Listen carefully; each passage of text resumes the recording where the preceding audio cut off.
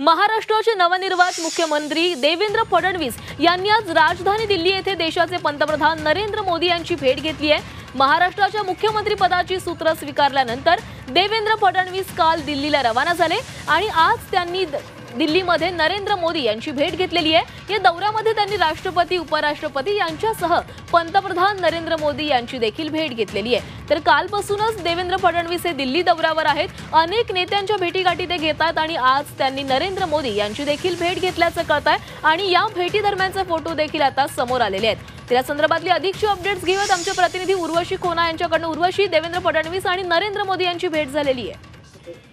नरेंद्र आणि देवेंद्र एकत्र या फ्रेम मध्ये दिसून येत आहेत असं जे कार्यकर्त्यांना नेहमी पाहिजे होतं ती एक फ्रेम दिसून येते। देवेंद्र फडणवीस जे नवचर्चित हे आहेत मुख्यमंत्री झाले ते सदिच्छा भेट देण्यासाठी इथे पोहोचले आहेत। काहीच एक 10 ते 15 मिनिटाची ही भेट होती।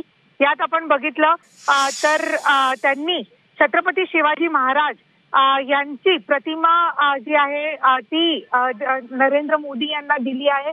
पंतप्रधान नरेंद्र मोदी यांना ही पहिलीच दिल्लीत एंट्री असून पहिलीच नरेंद्र मोदी यांच्याबरोबरची दिल्लीत अशी भेट आहे देवेंद्र फडणवीस यांची। एक मंत्रिमंडळ विस्तार ला घेऊन चर्चा तर झालीच असेल, पण एक कॉन्फिडन्स आणि ही जी एक पिक्चर जे आहे ते फोटो जे आहे ते खूप काही सांगून येत आहे।